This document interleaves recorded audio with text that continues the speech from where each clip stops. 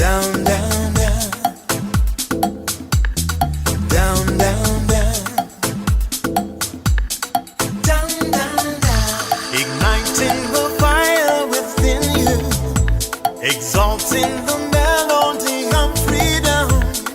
These are the things that will bring it down. Down, down, down. Down, down, down. Down, down, down. Down, down, down. Down, down, down. So gather the faithful.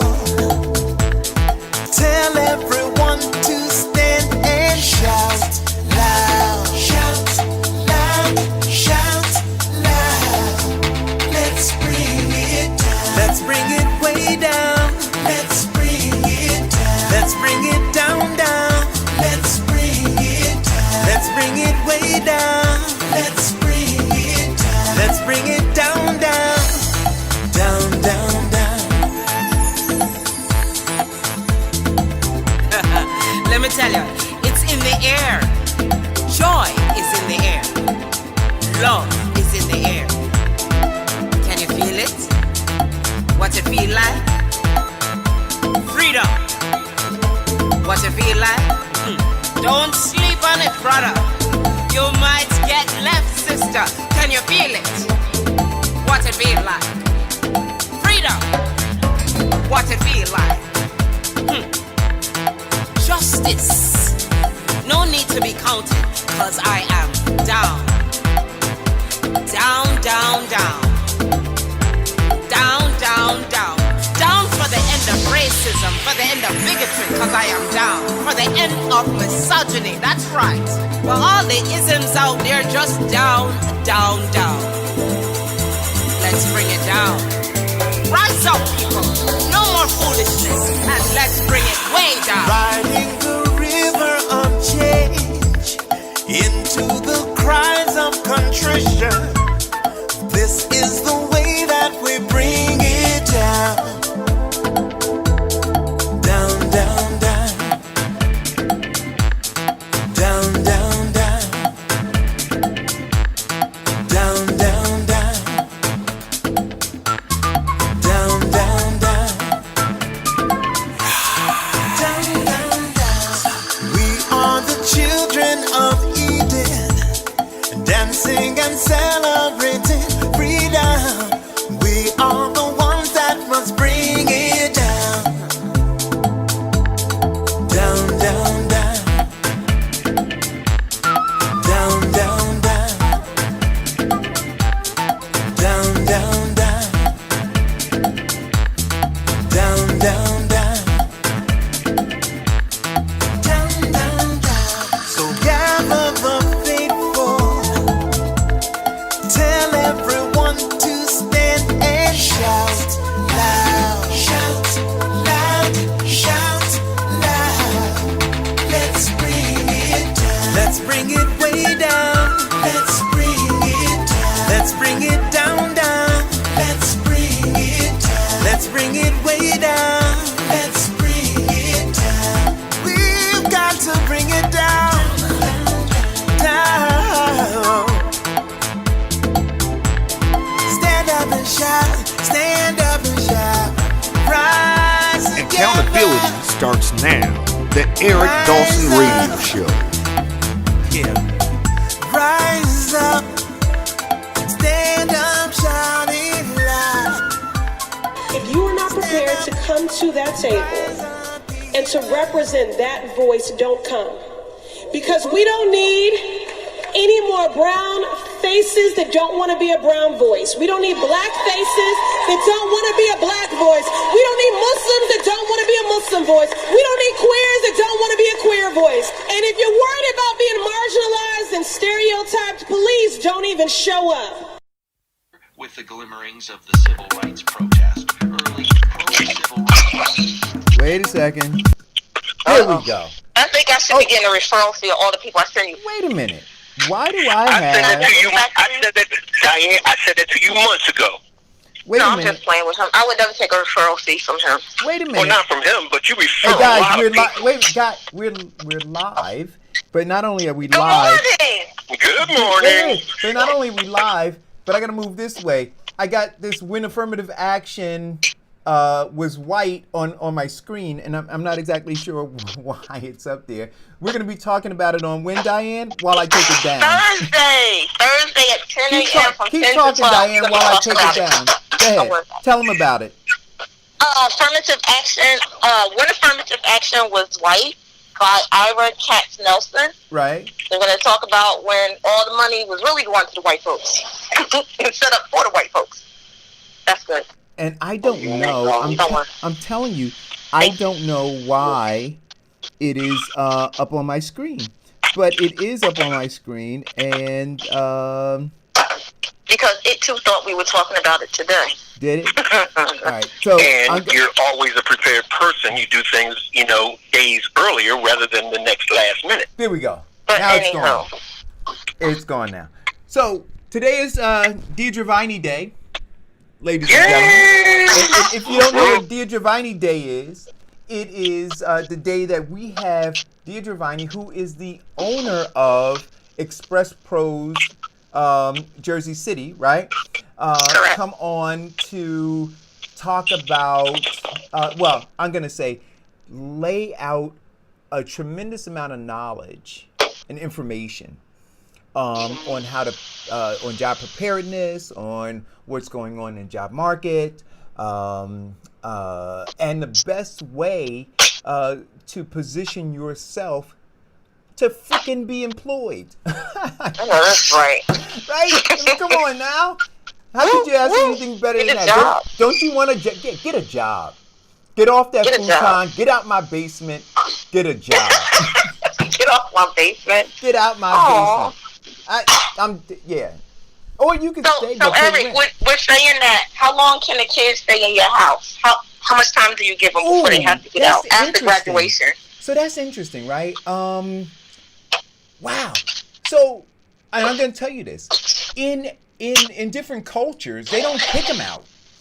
Right? Nope. I got a friend who's Chinese, and I haven't spoken to him in a couple years, but he's a couple years younger than me, and he was still living at home and not being asked to leave. He's the oldest son, and that whole culture is different around the oldest son, right? And it is all about the transference of wealth, the transference of culture, family, all those kinds of things. We believe in kicking our kids out and having them think for themselves, right? And I don't know. What's that about? I don't think that is a good idea. I really don't. I think that you allow them to figure. Look, I want my kids to make mistakes in my home so we can correct the mistakes, financial or otherwise, right? And then properly prepare them to be out on their own. Why would I send my kid out to pay somebody else rent? See, I'd rather have them in the house and create a bank account. We take a percentage of your money and we save it, we invest it, we do those things. Why am I transferring wealth to some other landlord with my kid? Oh, okay. So here's the thing. I didn't know we were going to talk about this. But this is the parameters of a kid living in the house? Because there's some kids that'll stay home and will do nothing. What are the parameters that they have to follow while living in the house? So, well, go ahead, Vince. I can tell you in my house. Well, and I have a friend who's actually dealing with the same thing. He is Asian descent, and he's the oldest son. And his culture, they groomed him to actually take over or apprentice for the family. The family relies on him to keep the heritage going. The father relies on him because he knows that he's going to die before the wife. And his apprentice or his son knows all of the family business and the bank accounts and keep everything going and moving. Now, in my house, my daughter and I had to talk at 16, in which I expressed to her that, listen here, because you're kind of living this lifestyle and thinking that, you're going to live the life of a debutante. And basically, at 18, you're going somewhere. but you won't be in the house. You'll either be in college. Well, what's the option? Right. Yeah. So look, You will either be in college, be in the military, or be working and living in your own place. But you will not be here. now you will look, spread your wings and grow. I'll tell you this, Diane and Deirdre. You know, so this is it's not really X-rated, but it is true, right? When I was 19, I had a great job. I had a fantastic job. I was earning more money than people 10 years older than me, right? Legally, right? And I was still living at home. My mom had a townhouse, and I was paying half the rent at 19 years old. And I had a girlfriend, and one day, you know, I decided to be grown in my mother's house, and my mother came home and opened my bedroom door, and yeah. So anyway, she said to me, well, that's the first rule. Wait a Don't minute. nobody get none up in here unless you're paying a mortgage. no, well, at 19, I thought. Yeah, I gotta agree with that one. So at 19, So 19, you had to get out. well, she said to me, well, listen, Eric, you know, I know you're paying half the rent, blah, blah, blah, blah, blah, but this is still my house. And if you want to be that adult, then you need to leave. And the next month, I put down a down payment on my own apartment.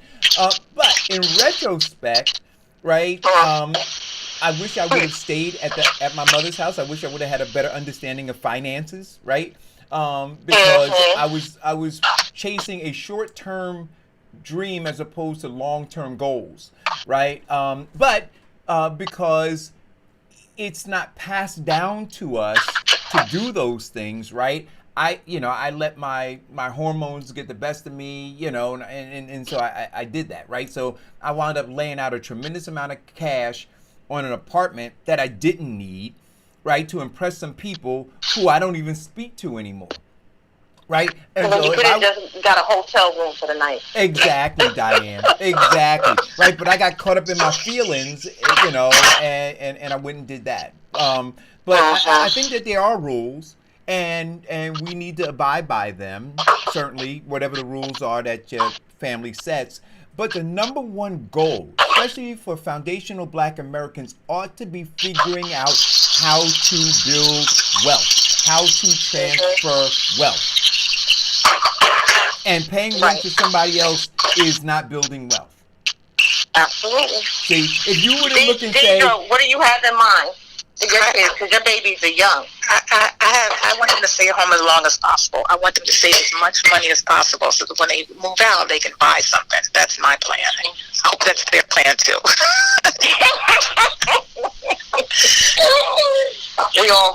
I want them to be as independent as possible for the same reason. Because I don't want you to think that life should be under me, living off of daddy's checks. That doesn't work. You know, I want them to be out and grow. I want them. I've designed and built and nurtured them so that they can be a huge impact on society. And, How old were you when you were out of the house, Vincent? 17. Why was that? Because you went into the service? Because your father said so? Because what? Oh no, my my father is long since gone. I think at 13, and I was always, you know, entrepreneurial. You know, had my side hustles, and I was pretty much doing a lot of support for the family.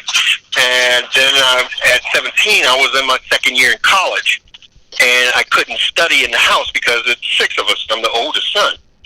And so I thought that moving out would be a great way for me to increase my GPA so that I can get like a 4.0 instead of my usual 3.0. It was a personal choice. But also, while I was out of the house, I was still supporting the house. So, you know, it became a bit of a task because I was keeping my apartment and my mother and my brothers and sisters. So, a lot of people still support their families once they leave out. Yeah. Years. Yes. Okay. But it's true. I think that our children do need to develop a stronger level of independence. And like I said, my daughter is pretty much a privileged child. If you look at the mass of Black children and how they live and how, you know, and how she lives. So I was like, that privilege does not go very far for you. You're going to have to do for yourself. Because daddy is not going to live forever. So you need to learn to be sufficient and self-sustaining. Absolutely. Absolutely. All right, Ms. Viney, what do we have on deck today? So today I want to talk about how you prepare for a behavior interview. I asked you a couple of those. I love behavior interviews, and I know a lot of people get hung up on them because you never feel like you can prepare. So today I want to talk about how you can prepare for the behavior interview. So the behavior interview is asking you questions specifically about not just saying, okay, so what did you do at your last job, and tell me a little bit about this. It's asking really detailed situations, if you will, that you want to talk about, and it can give a peek into you as a person. I love behavior interviews. So one of the ways you want to prepare is what we're going to call the STAR method. I'm going to pick on Vincent today because I want to ask him a behavior question and see how he answers it, and then we can dissect it. How about that? Because he wanted to chat about a little bit about his work experience, and there you go. Right. So when you have a behavior interview, you want to use what's called the STAR method. So you want to lay out the situation, right, exactly what you're going to talk about. You want to talk about the task and what you did in that role. You know, what was the specific thing you did. Then you want to talk about what you did. What was your action? What did you take that created a positive or negative experience, related to it? And then the last part is a result. What did your action lead to? So was it something positive? Did you save money? Did you help a different department? Whatever that might be. And so if you think about those three acronyms, STAR, maybe that'll help you as you get prepared for an interview. Now, behavior interviews, you always think, I don't have to prepare for this. I'm just going to wing it. No, wrong. You want to try to prepare. And I'm going to go through a couple of questions, some kind of common questions, but I won't say, every interviewer is different. So I want to ask some questions and see if we dissect the STAR method and see how Vincent does with it. You ready, Vincent? I'm ready.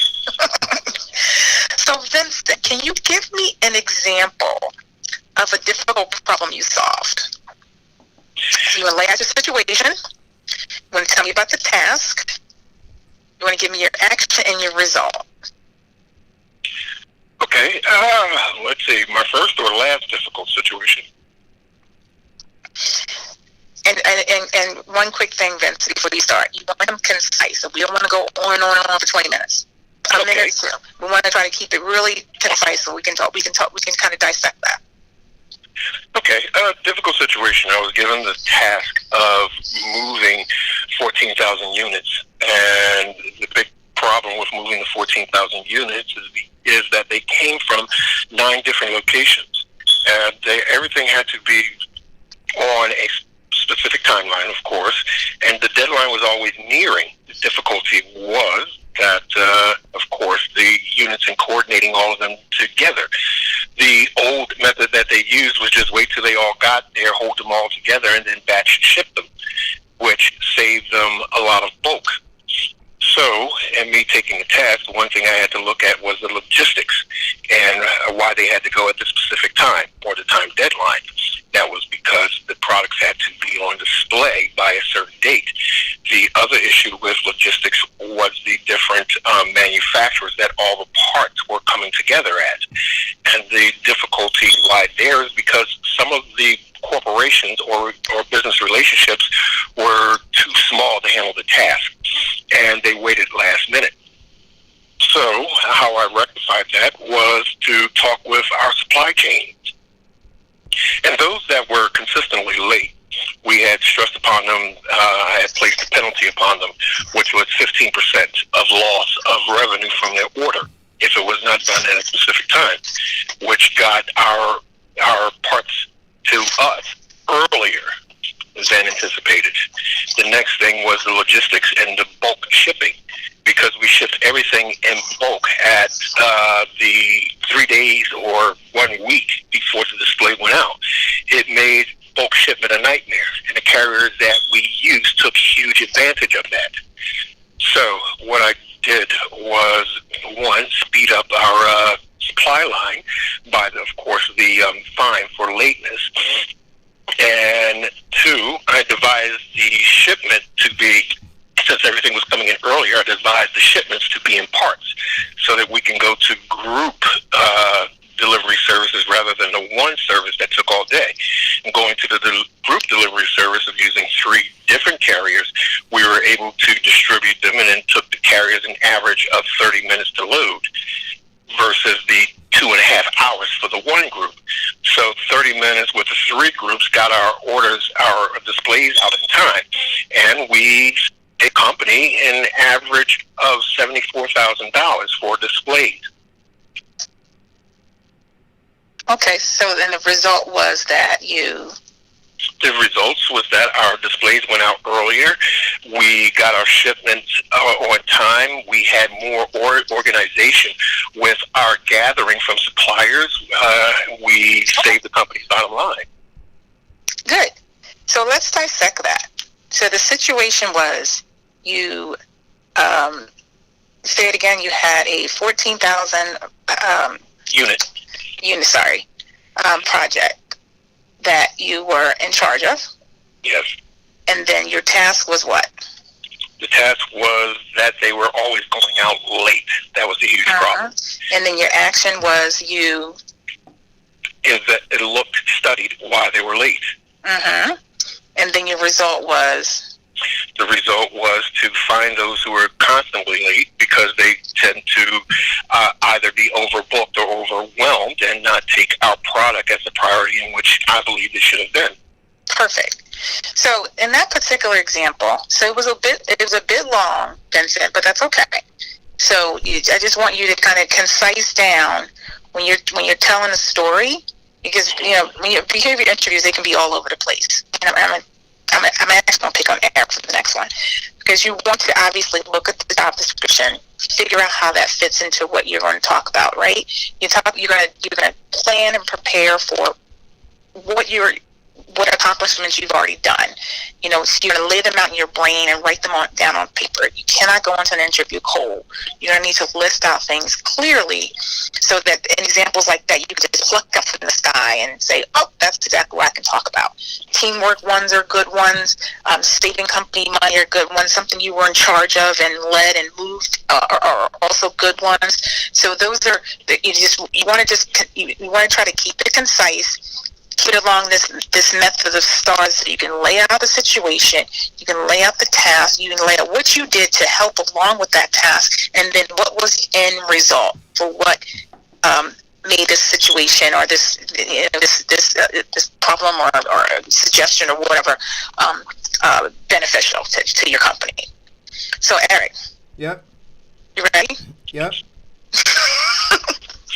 Tell me about a time you might have handled a stressful situation and you were under a lot of pressure. Oh my gosh. So remember, you want to lay out the situation, you want to lay out the task, you want to lay out the action, and then you want to deal with the result in a concise manner. Okay. Stressful situation. I was working for Dana Classic Fragrances. They have a product called Loves. It's a fragrance. It's been around forever.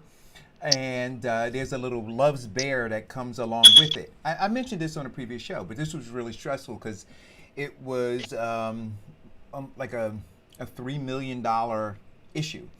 And one of my art directors did not properly label or design a label with a batch number on it.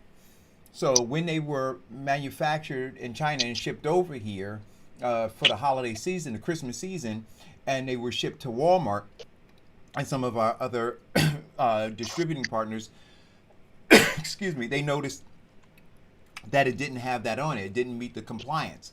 And so they wanted to ship everything back to us. Right? Oh, no. So, yeah. So not only were we going to lose holiday sales, we were going to lose, that inventory, right?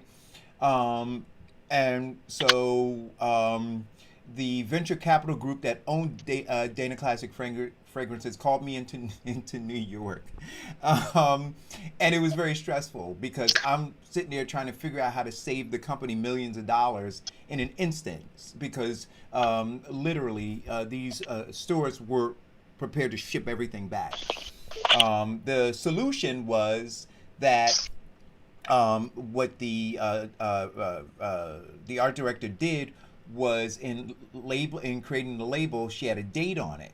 And the date was a unique number, right? So I just asked why this couldn't be substituted for the unique number, which would normally be the batch number, and we would be able to determine that everything that was created on this date was with this batch. So if there was an issue and there needed to be a recall, you could just take that date. That had to go through our legal department, all those other kinds of things. Anyway, Walmart, Target, the rest of them decided that was an okay solution, and we were able to sell the product. And we had a sell-through with Walmart that year. So your result was? That we made money. That we didn't lose money. So you want to be clear with that. So as you're going through your examples, you laid out your situation. Big problem. Wrong batch. The task you took on hand was to figure out how to fix that. Figure out how to get the right, what you call it, the numbers or whatever on it, so that it's properly coded or whatever. What you saying there? Yeah. So the idea was we need to be able to distinguish that batch from any other batch in the event that there was a recall, right? Right. If something, I don't know, let's say, God forbid, bed bugs were transferred over from China to the U.S., and some kid got a bear when they got their fragrance, and there was a bed bug in it or something else, and they said, oh shoot, we need to recall all of those. Well, how do you determine, which ones were in that batch that were created? And like I said, the solution was to just try to find a unique number or something unique about that particular tag that we could ID. And the date was the unique number. Normally they would have wanted a batch number, but the unique number was the date, and everybody accepted it. So the company didn't lose millions of dollars, and in fact we had a successful sell-through that holiday season. So we made a lot of money. Perfect. Right. So just keep those things in mind, because one of the things that I think people they tend to do when they're doing behavior interviews, questions are very, very, very common. Right. And so you want to try to think of a couple of scenarios, and if you're laying out your accomplishments and you're thinking about your performance reviews that you had at your last job and what managers have said about you, these are all going to be ways that are going to help you to prepare properly instead of just sort of winging it. So like if someone was to ask you, tell me a time when you overcame conflict at work, are you going to sit there and say, oh gosh, how would I answer that? No, these are some things you should be thinking of, and these are some things you should be kind of we talked weeks ago about sort of plucking out stories, and this is examples of stories where you're going to have these stories you're going to pluck at any time and talk about them, but you want to make sure that you're ending on a result. What did you do to help with this particular problem or situation? Not just I helped I had with the manager, and we helped maybe save the company money, but what was the result that you particularly helped guide the company with? Each scenario is going to be different, but you can't just wing it. You can definitely prepare for a behavior interview if you take the time and practice with someone. So if I was to ask you something, Laura, you said, tell me about a mistake you might have made at work, and how did you handle that?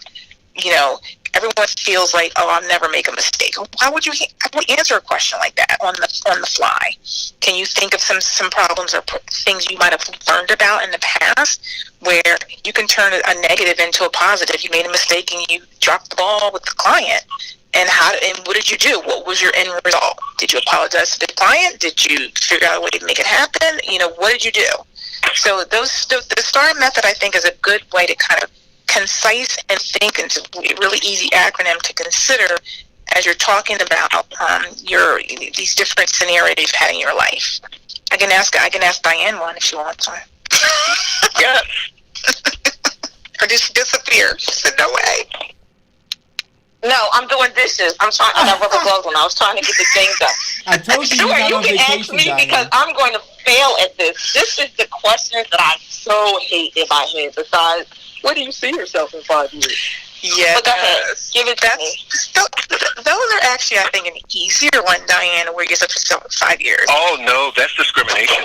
But So I have a question, Deidre. So because I know I'm going to fail the question, the thing, because I, one, don't prepare for those questions, and two, hate them so much that I despise, and then I don't prepare.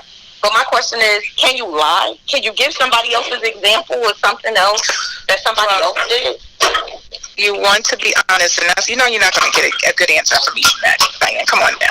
You have to be honest. Well, you have to think about it. People are going to fail this question. So can we use somebody else's example, life experience? No, it's supposed to be yours.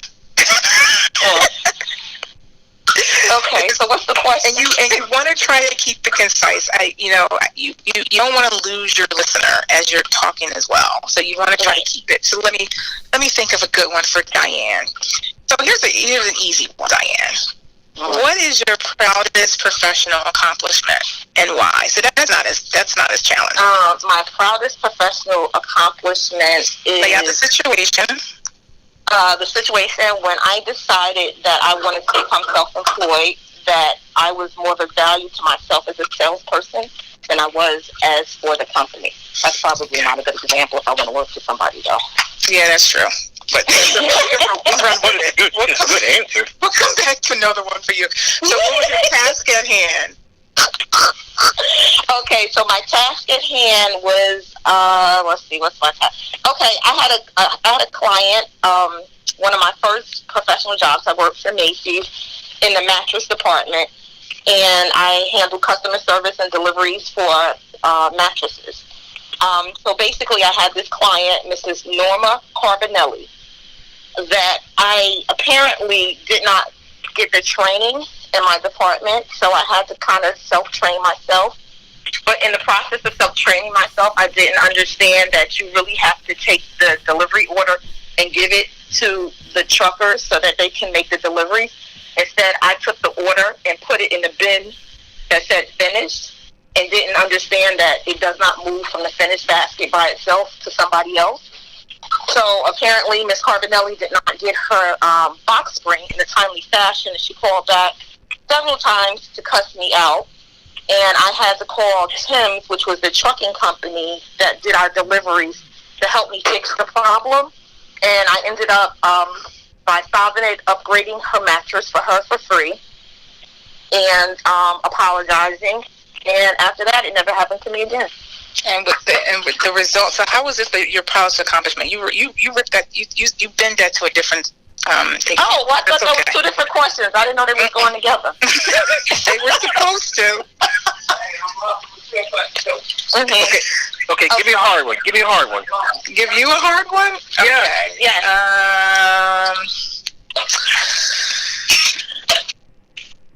Tell me about a time you overcame a conflict. Mm-hmm. I had a conflict with the Victoria's Secret contract. It was the start of the internet and internet sales, and we were so glad because this was our first really large contract on the internet. This was roughly at that time a $16 million account, and we wanted to show their might. This is before actual Amazon. We had designed the internet, as we call shopping cart program, where people can go online and order. And we needed a boost to actually give it that push and exposure that it needed. So the Victoria's Secret Group wanted to do what they usually did, mass mailers, and show people and put on the mass mailer the internet link where they could do their orders. And I said, for this amount of money, you need to do a huge thing where you can get at least 60% of your returns at a timely manner. So they wanted to put it on a broadcast of the New York fashion show for Fashion Week, and I said that won't do because you will be oversaturated with every fashion. So you would basically be a flash in the pan. You'd be like that eighth person to march on the float. Nobody remembers you. So we went back and forth with them for 7 weeks. My concept was that we go completely vogue, and we put the advertisement of like a New York style fashion fashion show, a quick 30-second slip, and at the end of it put, you can get it now at victoriassecret.com. And so they liked that concept. But the second part of it was that we launch it on Super Bowl Sunday. Nobody in the Victoria's Secret group knew the power of Super Bowl Sunday. They were like, no, it's not going to happen. Everybody's all interested in football. So I had to give them some projections and some metrics of, one, the viewing power of Super Bowl Sunday. It is a worldwide event. And they looked at that and they liked it. And then I said, you also have to look at this. You're looking at somewhere close to 20 million testosterone-driven, gratuitous, violent men who, once they see that testosterone's building and see women in lingerie, they will order as well as the women who are watching with them. So they basically, hesitantly said, okay, we'll do it, but you're going to have to foot 50% of the bill. And I was a little, skeptical about that, but I was very confident in our concept and idea. So we launched it, Super Bowl Sunday, and it was such a success that the website crashed in 20 minutes after the first commercial. Okay, so I lost the result. The result was for the website to crash, it takes an excess of 14 million hits a minute, Okay. which means that they had over 14 million orders in the first minute. Sales. Okay, perfect. So just lay out something like that specifically. So a crash, it means to me meant a lot of people went there, they looked at it, and they did nothing with it. Mm-hmm. So you want it to be clear what your positive performance thing was with that. And that's a great story. So the situation was Victoria's Secret wasn't on Super Bowl. Your task was you convinced them that they needed to get in front of the Super Bowl. Would you say that was your task? Yes, to get them to broadcast that on the Super Bowl. Yes. And your action, how did you get them there? How did you get them to ultimately make that decision to go to make this big commitment? To make the big commitment, I showed them a comparison of what they usually use for their marketing, which are mailers and catalogs, which cost them in excess of $30 million. Versus this way. Right. You see where I'm going? So if you're gonna lay out your situation, lay out your task. Just try to keep this the same. Lay out your task, lay out your action, how you got them from A to Z, how you got them from not doing it to doing it, and then your result was, okay, it crashed. What did I get? Crashing is one thing. Sales is, obviously that does lead to sales. But if there's something that quantifiable that you can talk about that's specific to that helps kind of cement your story. Does that make sense? Yes, it does. Okay. So that's all I want to talk about today, ladies and gentlemen. The STAR method. And how I think that you should write these things down and think about them, and don't just wing it. To Diane's point, behavior interviews are really frustrating. A lot of people don't like them because you can't remember off the top of your head. Just forget about it. Maybe they're just going to ask me my last job. No, they might. Like I said, I ask tons of them for that very reason, because you can kind of really peek into someone's psyche of how to even answering a question it can be stressful, right? And so how do you come across in a way that makes it sound confident and that tells your story and shows that you're going to add value to this company? Okay. Now, I'm always into personal growth. How did I, and this is for the entire panel, how was my answer and how did I present myself? Does somebody want to go first? Don't everybody jump at once.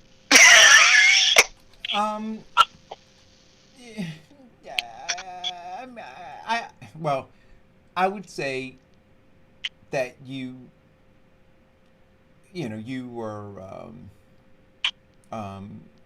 impressive. I would agree with Deidre about being concise the need to be concise, the need to show very clearly, right, the value, the, where, so I guess for me, and it's hard in this instance, right, because I'm just trying to pull it out. But if I were to ask that question, it would be in the context of what it is I'm looking to fill in the position that I'm interviewing for.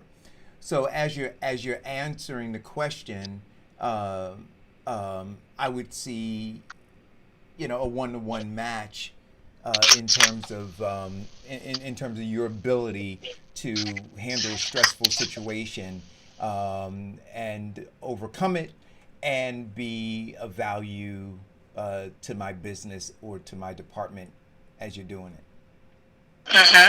You know what I'm saying? So like me sitting here on the show, I'm like, okay, what would I compare it to? How would I do it? So it's not in context. But I would say, having said that, it was cool. It was cool. Thank you. You have anything to add before I go? Yes. Well, you know what I'm going to say. You long-winded. I'm lost in it too much. I got 15 people to interview, and here you go with your 15-minute story. I'm over. Too long. I have a short attention span. Diane, don't hold back. Tell me what you really feel. But I thought the stories themselves were good stories. I just think you could have shortened them.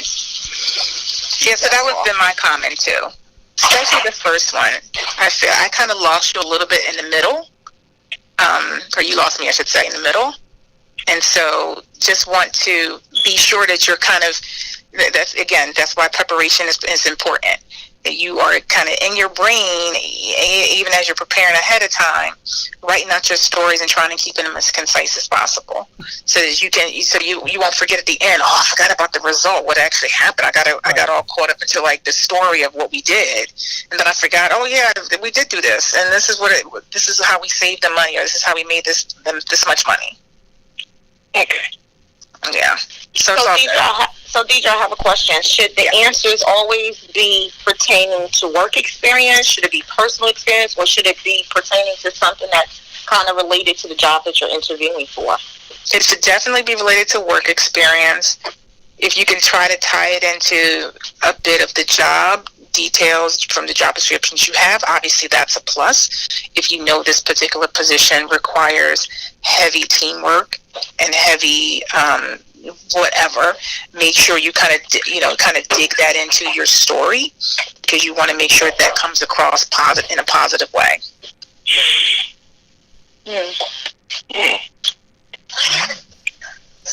So how do you avoid all of these type questions to answer what you want to answer?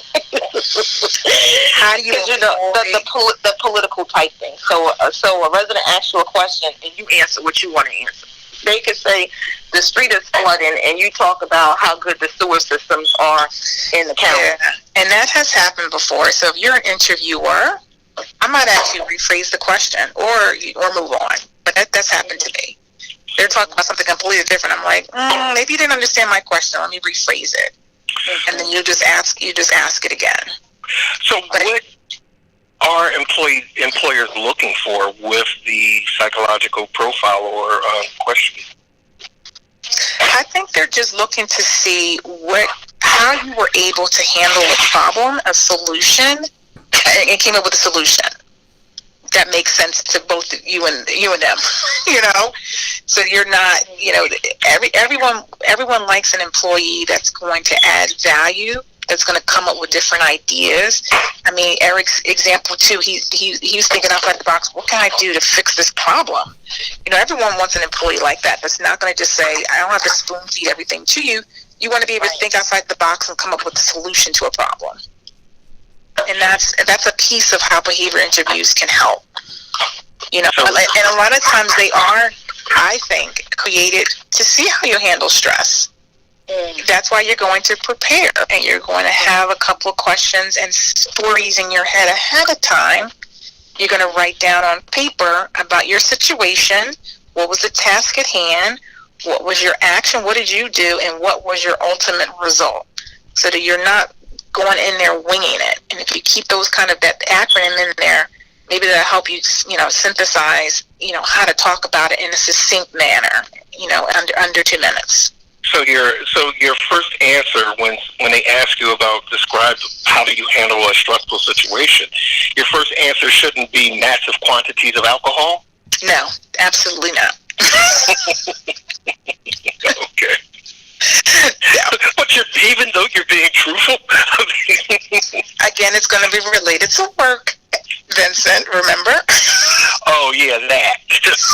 Now, you might have scenarios where they might ask you personal things as it relates to, say, I'd love to answer a question like, what's a question I used to ask? If you were a main character in a movie, what would be the movie, and what's the character and why? I love questions like that, just to kind of get someone thinking. And that one you may not be able to practice ahead of time, but I love that one. Can I answer that? Go ahead. If I was the main character in a movie, which one would I be and why? Batman. Because of all the superheroes, Batman is the only one that doesn't have super abilities, with the exception of a lot of money. But he does have a great deal of ingenuity to see the problem, to study it, and to neutralize it. Excellent.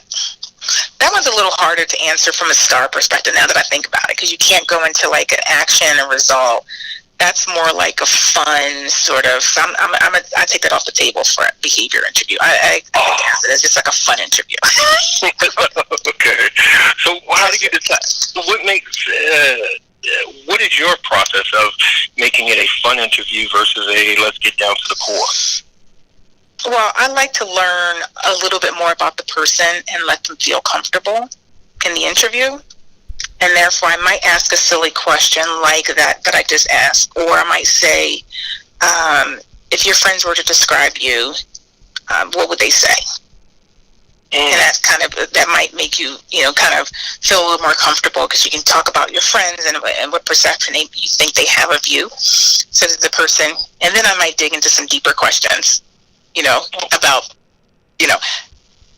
what's your proudest professional accomplishment and why, and give me some scenarios related to that.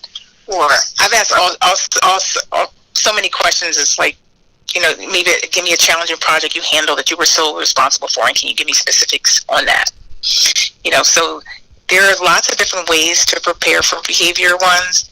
If you take the time and write down the accomplishments, I think that's the key point I want to hone in on, is that people just kind of wing it and go in and, now let's say you did get a rough question, because this has happened to me before when I've interviewed someone and they clearly weren't ready for a question.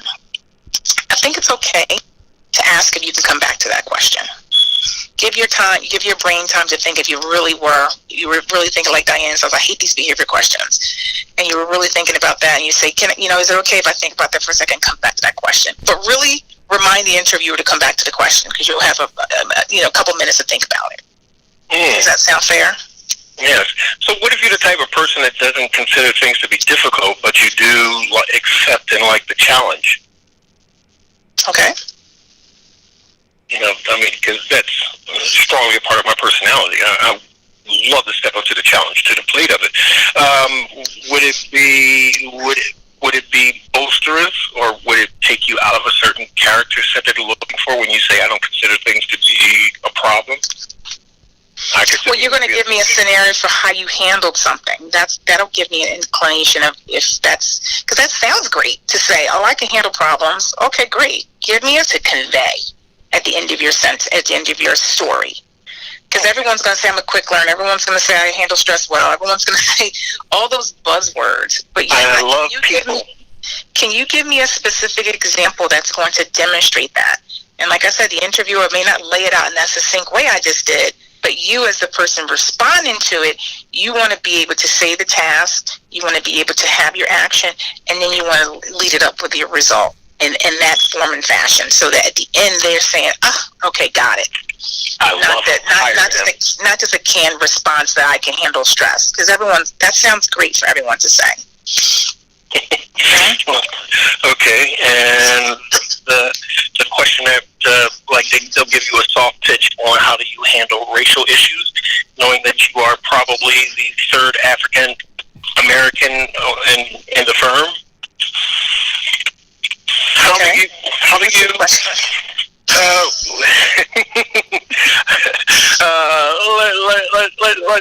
say that they give you the question of, okay, we are working on our diversity, in which you will be this person, and you are the you will be the supervisor, and we have a staff of 40. We have, including you, 3 African Americans, in which you'll be the lead of all of the others.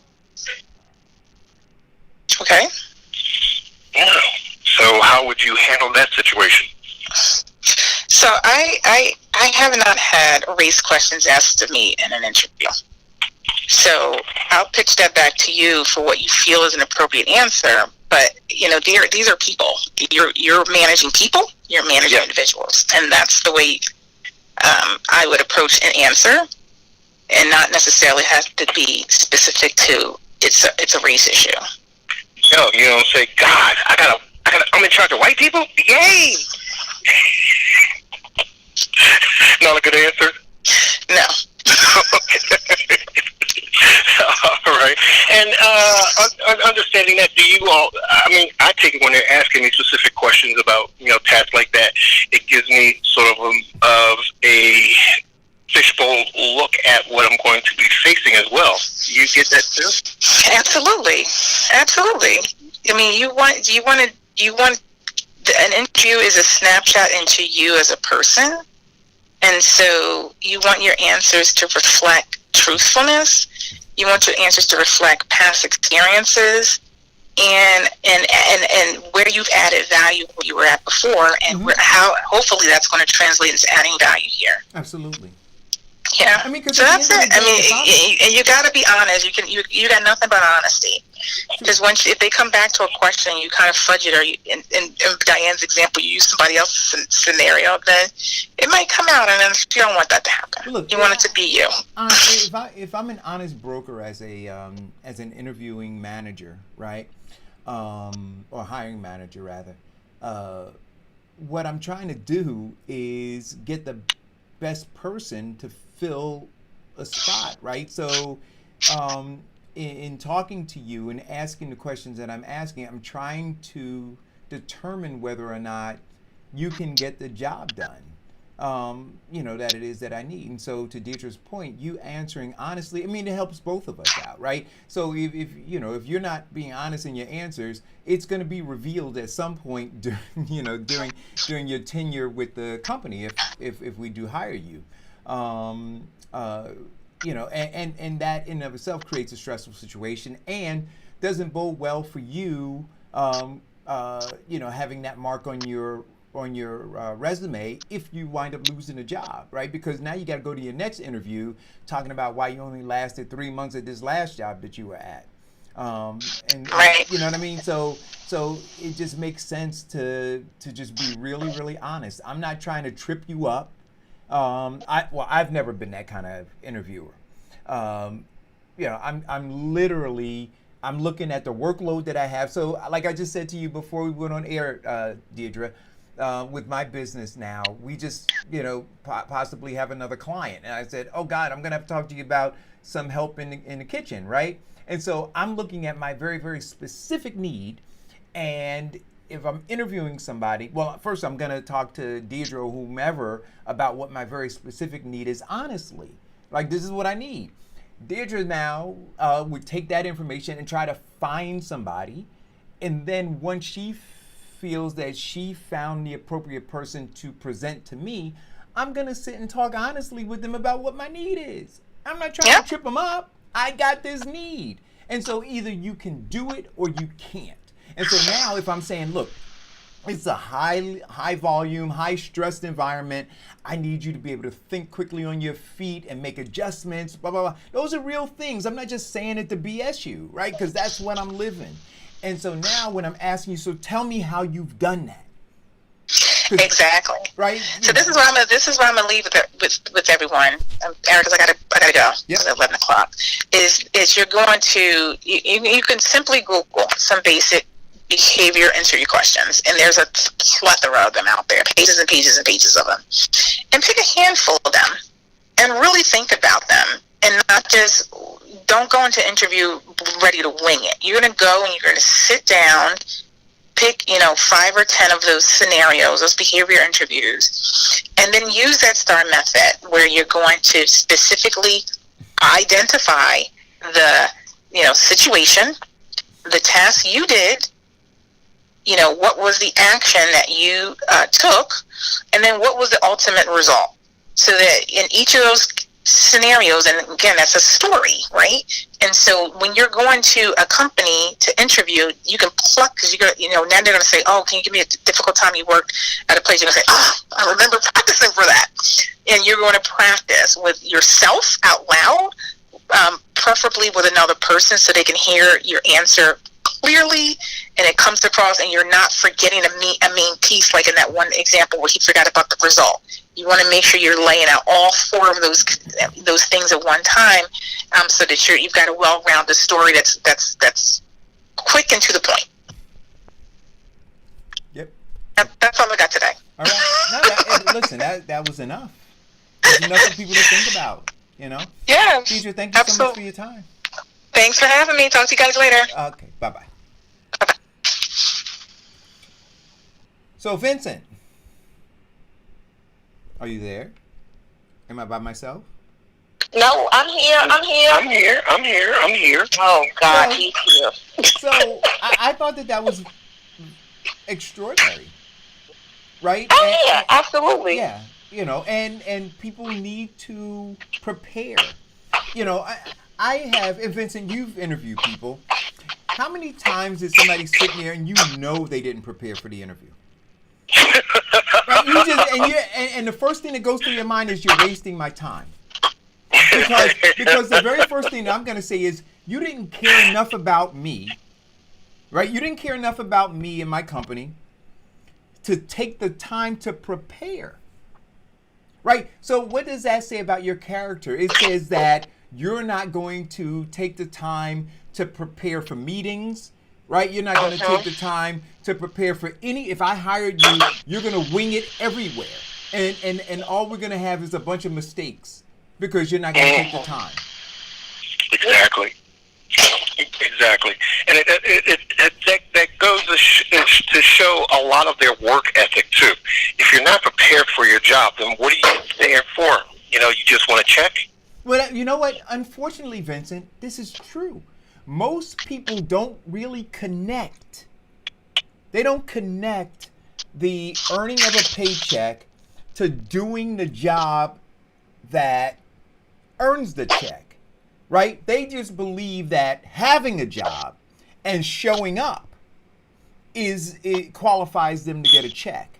Do you understand what I'm saying? Like, so they don't look and say, it is about me that I have a contract with this company to provide a very specific service.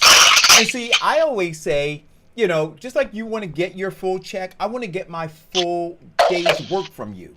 And I always would love to, though you can't, but I'd love to be able to say, look, if there's a deficit on this end, there should be a deficit on this end, right? So if you underperform, then you should get underpaid, right?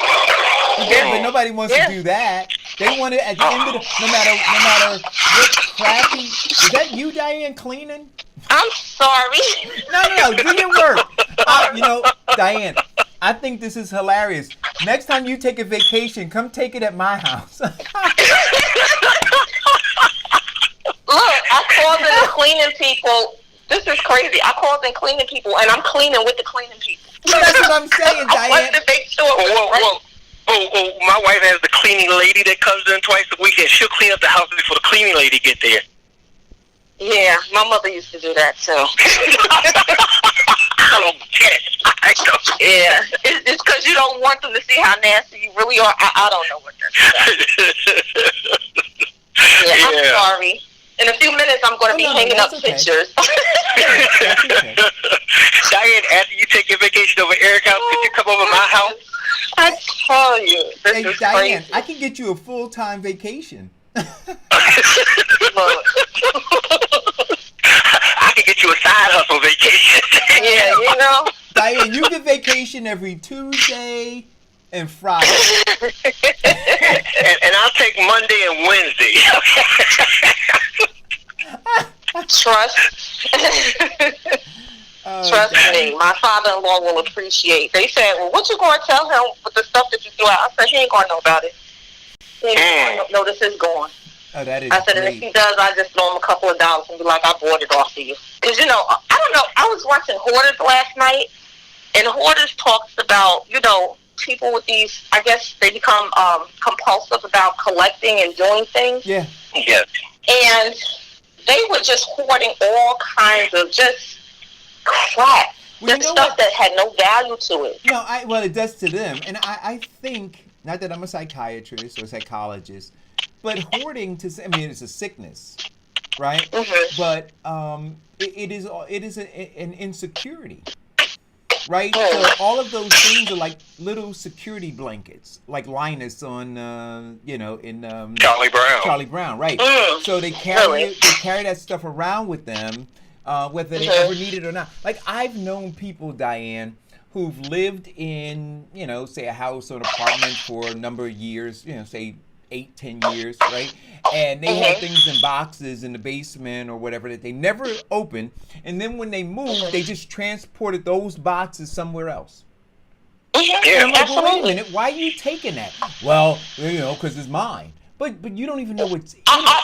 I just got finished throwing out 2008 Jet magazines. Yeah. Wow. And apparently, wait a minute, I got one better. Apparently, he sent a letter to Jet to sell them their magazines back, and it came back returned to sender because Jet is no longer. So he outlasted Jet magazine. Hey, Diane. Wait. Wait a minute. You have the magazines now? No. Oh, I want those magazines. Yes. No, I only kept the good ones, the ones with Obama and Michelle on it. Hey, listen, let me ask you a question. Was the centerfold of Jet magazine like soft porn for you when you were a teenager? Yes, it was. Man, I had all of those. I would take all the centerfolds and I plastered them on my wall. Like I had one whole my wall God. in my room, and it was like wallpaper of all of the, and they were in bathing suits, but that was soft porn. Yeah, I even categorized them of which one I wanted to marry. Yeah, man. Oh, God. Definitely. Y'all are crazy. So, Are you kidding me? but you know what I liked about Jet magazine? What? Which I always thought I was going to be in Jet magazine. When they did the love and happiness part, when you submitted the wedding pictures and stuff. Uh-huh. Oh, I loved that part. Oh, yeah. That was definitely. my favorite part of Jet magazine. So the beauty of the week that y'all talking about in February 2009 was Akila Simmons from Texas. She enjoys dancing, reading, and shopping. She ain't nothing but a gold digger. She ain't looking for no broke. Oh, Lordy. Yeah, so. Yes, definitely. Diane, if you could, on behalf of all of us who still remember our high school and, pre-Bulletin days, send us some pictures. Yeah, where's Akila Simmons at now? There you go. So what's she doing now? There you go. Hey, you got a whole blog, tracking down the old Jet beauties of the week. Exactly. Yeah. I would wait on the steps on mail day, on Jet Magazine mail day. For the Jet magazine, really? Now, did you read it from cover to cover? I used to read it from cover to cover. Nope. You didn't? Nope. Y'all never read it at all, huh? No. I would read stuff. In it. Yeah, if I found an article that was. But the very first thing I did when the Jet magazine came into the house, and I didn't have a subscription. My uncle did, and so it would come in, and right after he got finished with it, I would go straight to the centerfold. And then after I got the centerfold out, then I would go through and see if there was an article that I was interested in. check the Jet magazine because my mother got those publisher clearinghouse catalogs. Yeah, I check the Jet magazine and give her the rest just to make sure that we got them. Yo, wait a minute. Since we're talking about this kind of stuff, do you remember what were they called? The little stamp books that you got, and when you went to the to get gas in the car, you know, you got these stamps, and you would fill up the book. S and H green stamps. Yes. Weren't they in clearing? What was that? Publishers Clearinghouse books too. Yeah. They had those stamps in there too. Yeah, they did. S and H green stamps. What were the purpose of those stamps? Well, because after you collected enough of them, you could get either an encyclopedia, like the next edition of, you know, so if it was like 26 volumes, you get the next volume, or you could trade them in and get, like, remember the different gas stations? You could get dishes, like actual glasses, like, you know, water glasses and things like that. Yeah, you could go to the book. Yeah, you go to the book and you could get, you know, get stuff. Yeah. Oh, okay. Yeah, that was part of the World War II effort of boosting the economy. They came up with the S&H green stamp, which is what, you know, everybody does now when they go in the stores. They give you, you know, cash credits. And like, was it worth it? Did it work? Oh, are you kidding me? We got so many toasters, encyclopedias, glass sets. You kidding me? My father said it was the best thing that when my mother went shopping. She got the green stamps. Wow. Yeah. Yeah. So how was everybody's 4th of July? It was just another day. It was quiet. Well, it wasn't quiet. They had some fireworks. You know, individuals did fireworks. But other than that, it was quiet. You're down south. That's turning into the new Epic Center. Actually, where I'm at, they just said last week it really is. Because I'm in Brunswick, Georgia. So, yeah, it really is. Wow. So is everybody wearing their mask down there? Absolutely not. They're not. Just us people from New Jersey. You know who's from out of town. Those are the ones who are wearing masks. Now, people that work in the restaurants, the restaurant employees, waitresses, all of them, they are wearing masks. They are all wearing masks. But if you go into a traditional store, gas station, the employees are wearing masks, but people coming and going are not wearing them. Very far in between. They are not. So do you reward them for their lack of discipline with your money? Well, the stores are wearing them. Yeah, the stores are wearing them. The restaurants are wearing them. There's one restaurant in particular that's not doing takeout. They're only doing dine-in, which I thought was very strange. But some of the other restaurants, there are restaurants that have closed down because they said they had employees that got sick. So they completely closed down for a couple of weeks before they'll open back up so they can do a deep cleaning. And then, like I said, other restaurants are, for the majority of the restaurants we've gone to do takeout, they've all had masks on. Wow. Eric, how was your 4th? Busy. I did the farmer's market. Yeah. Yeah, I was in West Orange at during the farmer's market. And oh, you know what though?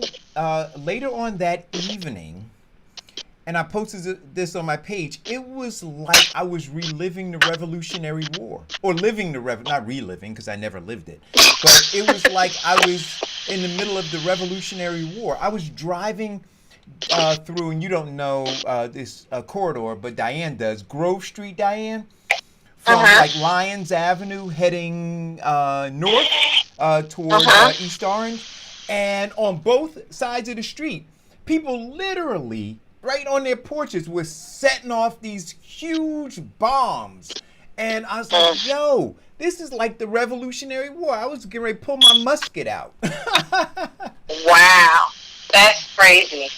That's crazy, but I believe it. I've heard that even in Hillside they were doing fireworks up until like 4 or 5 o'clock in the morning. People were pissed.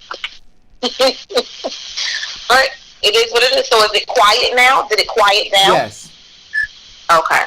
right, so maybe they ran out and they're all gone. Yeah, thank you, Lord.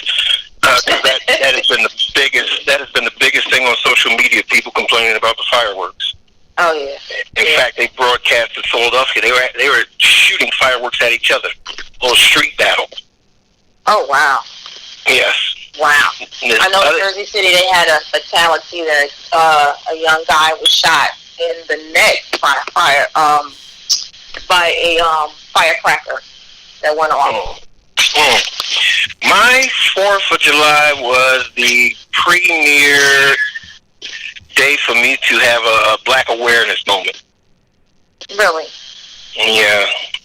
It started off with July 3rd, warm night. We're driving with the top down. We decided to go, and we are in Medford, New Jersey, and decided to, stop into one of these little local places for some ice cream, a couple of cones, me and the wife, and we get there, and of course they've got the, social distance markers and, people wearing their masks, so forth, except for one group. And white group in front of us, this little kid had this shirt with, the American flag and a cross, and it says, "You only kneel to the cross." And I wanted to say something then, but I was like, no, he's entitled to his opinion. And then we get up there, and I'm noticing, of course, me always noticing my surroundings. Everybody is, they put their order in, they stand back, wait. The next person put their order in, they stand back, wait. When they're done with their order, they call you up and you pay. So I came up there, and this girl immediately says, "Okay, well, when they're done with the register, I'll ring you up right now." And I thought that was strange. Maybe this is like a one-time thing or whatever the case may be, but why am I paying before service and everybody else is not? And then it just hit me. Okay, maybe this is a black thing. So my wife was like, "Well, we got our ice cream," and I stood there and I watched. And 3 other black couples came up there, and they told them to pay in advance. And every white person, paid at the end. So I called the girl over to the side. I said, "Look, could you have your manager meet me on the side here outside?" And they bring this little, teenage girl. So I guess she's the mother. She turns out to be the mother of the daughter of the owner. And she's like, well, how can I help you? And I said, "What's your policy for payment?" She says, "Well, everybody pays after they receive their ice cream." I said, "Well, how come you ask all the black people to pay before?" She goes, "Oh my God, I would never do that." I said, "No, you didn't do it, but your employees did." Oh my God, so she bust out in tears, went running in there.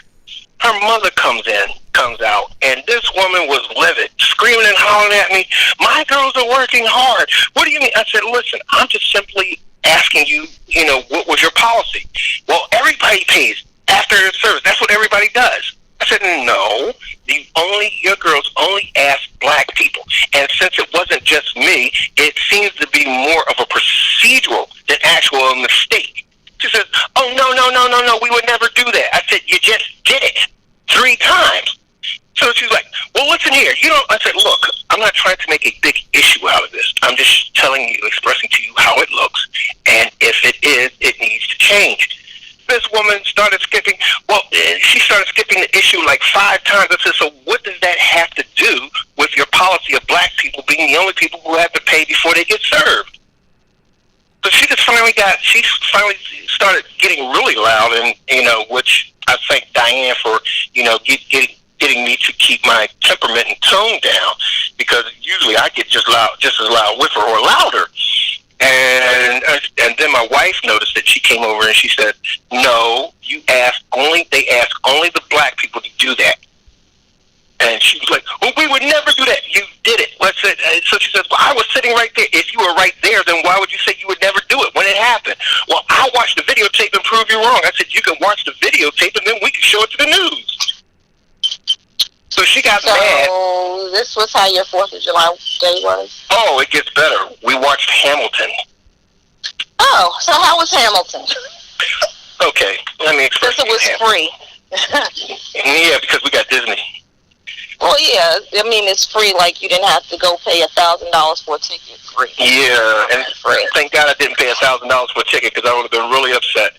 But Hamilton is actually a brilliant play. Songs are nice. I think Leslie Odom, Philadelphia native, was sheerly brilliant. I mean, his music, his singing was really on point. What disappointed me about Hamilton was that it was historically incorrect, and he had all the villains being black people. In reality, they were all white. And he had Hamilton being a white man, in which he was really black. They didn't really. But wasn't it because he was trying to give black people jobs? Well, there are plenty of jobs that he could have given them in that play, rather than distorting history. Because there's no way in God's green earth that Thomas Jefferson and Lafayette were white people. So is that any different than when they portray Cleopatra on TV? No, there is no difference. It's a distortion. It's a distortion of history, and then you get the mindset that, black people were truly evil, hurting Hamilton. But in all reality, Hamilton was the black man and all the white people were against him. Then they stated that, the reason he couldn't be president was because he had an affair, which wasn't true, because they all had mistresses and they all had affairs.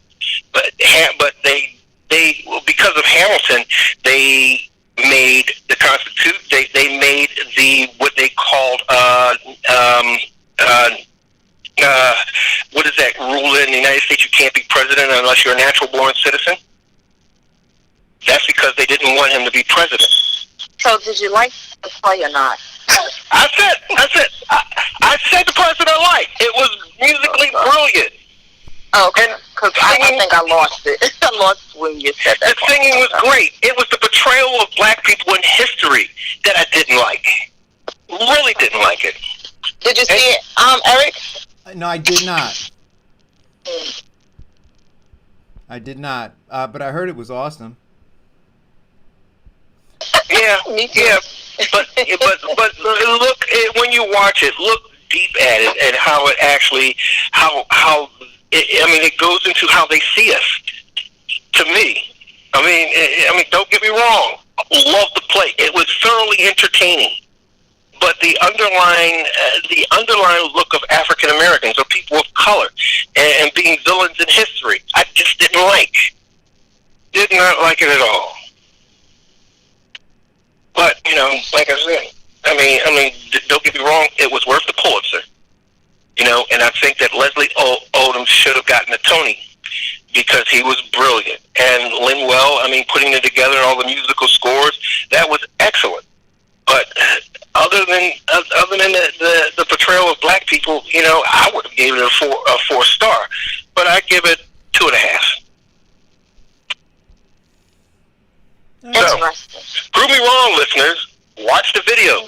Tell me if you saw the same thing I saw. Go figure. Did you see, Eric? I sent you a clip. You remember we were talking about Tiger King some time back? Well, I guess it was in February, early February. In February, early March when, quarantine first started. And we were talking about Carol Baskin and stuff. Well, now Carol Baskin is making videos and making money off the videos. People are sending her emails and asking her to send them private messages, happy birthdays, and stuff like that. So she's literally making so much money that she's made in one day almost $20,000. Isn't that crazy? No. But how's she making money? Because they're paying her to do video messages to her, happy birthdays and stuff like that. Oh. To their loved ones. Mm-hmm. Hey, look. This is America. If you can find a way to make money, God bless you. More important, if people are willing to pay, that's on them. Everybody, values things differently, right? And so if they value that, then God bless them. You have some people who pay $1 million for a baseball card. Right? Yeah. $4 million for a stamp. Absolutely. Did you see in the newspaper they had an article? Well, I guess it was more of a editorial. Well, not an editorial. I guess an editorial that the pastor from Newark put in regarding how he felt about Governor Murphy and telling him that he can't treat black people like this, and that he has ignored people as black people, and if he doesn't start paying attention and listening to him, that he's going to take his flock and they're going to support others. Well, you know, Diane, look. And just so we're clear, I'm going to tell you who the pastor is. It's Reverend David Johnson of Metropolitan Baptist Church in Newark. So look, I mean, gosh, people, if you don't realize... Okay, so wait, hold that thought, because this goes into more. So initially, there was an issue with, what's the name of the company? Blueprint, I believe the name of the company is, which is an investment company, a black-owned investment company. And they put in a bid for the state to handle some of the state pensions and the money management.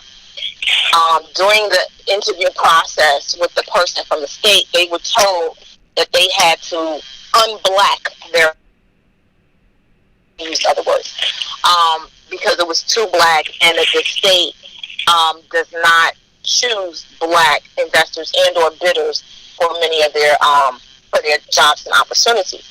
So Blueprint had been in the paper some weeks ago, and it's called Blueprint Capital Advisors. They were in the paper some weeks ago because they had filed a lawsuit stating that they were denied a chance to manage $500 million in state pension funds because of their race. And now, okay, so that was that.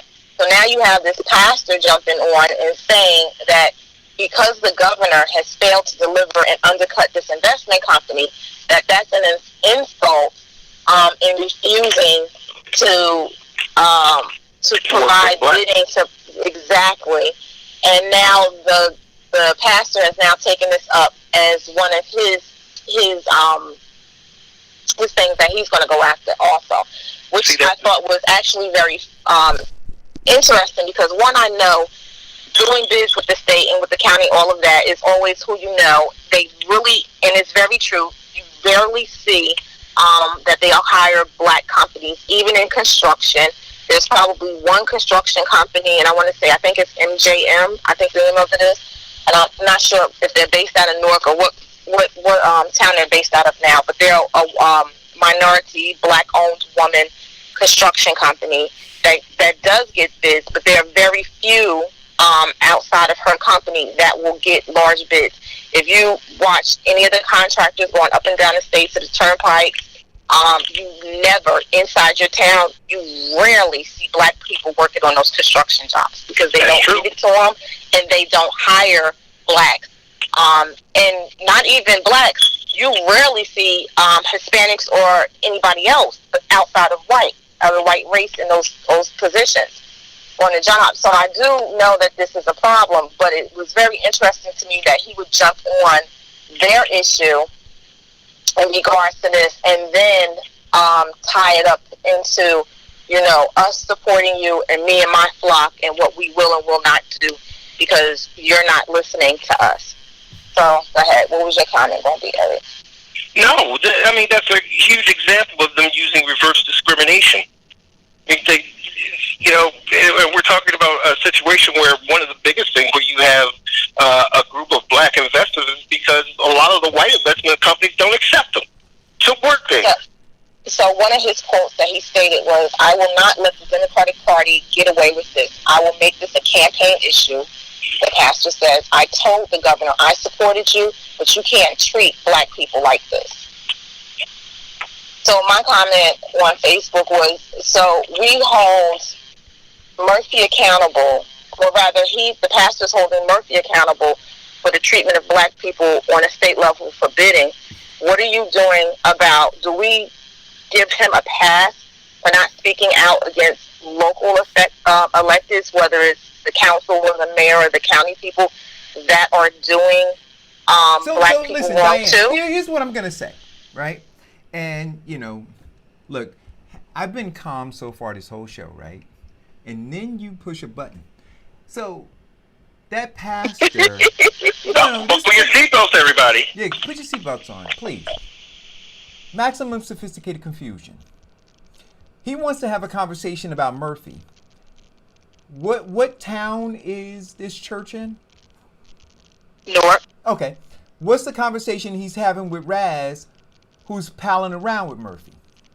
What's the conversation he's having with Choppy, Donald M. Payne Jr., who's palling around with Murphy? What's the conversation he's having with Cory Booker, who's palling around with Murphy? Do you understand? See, it's maximum sophisticated confusion.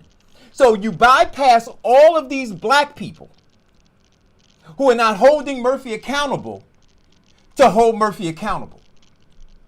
Listen to what I'm saying to you. So Raz Baraka writes a check to the Democratic Party, writes a check to Murphy's campaign, has Murphy come down to League of Municipalities, parties with him, does all of that. But you say nothing to Raz publicly, right? Choppy does the same thing, but you say nothing to him publicly. Cory does the same thing. You say nothing to him publicly. You're a Negro whisperer. You see, you want to pretend, but this is all a part of the narrative, Diane, by these so-called leaders. They pretend to give a damn, but they know, he knows that Murphy's not listening to him. But that's not his concern. He wants to try to convince his congregation that he's advocating for them. So he can go and say, see, I said this to Murphy. See, I said it. And he knows goddamn well Murphy ain't going to do nothing. But he gains the support of his congregation because they say, well, see, Pastor went and said something to Murphy. No, say something to Raz. Which is very true, because many of the people that were on my feed were extremely upset that one, and this is always funny to me, how dare you talk about what's going on in Newark when you don't live in Newark? How dare you talk about our pastor? He's done great things for the city. How dare you not appreciate the fact that he's speaking out for black businesses? Aren't you a black business owner?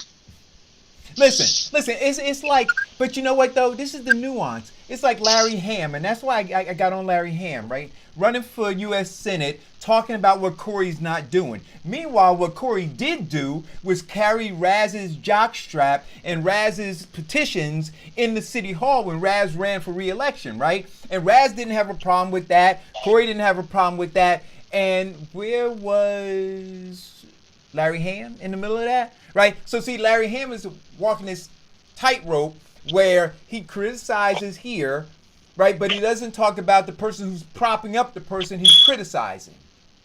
Do you understand what I'm saying to you? So if Cory is such a horrible, bad leader that you need to run for office to replace him, then aren't the people who are propping Cory up financially or in terms of endorsing him and all those other kinds, aren't they culpable?